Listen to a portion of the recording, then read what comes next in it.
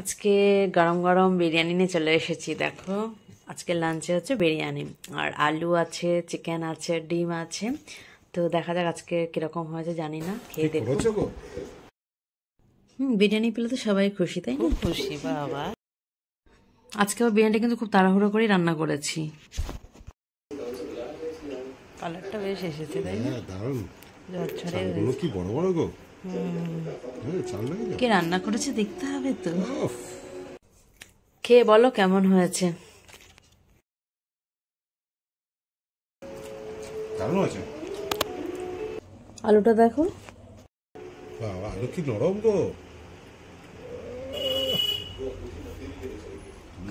খেয়ে নাও।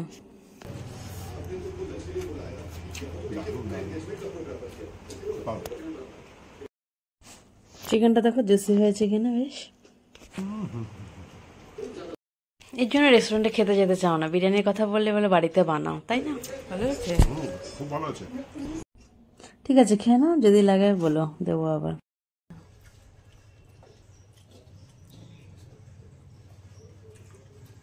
এরা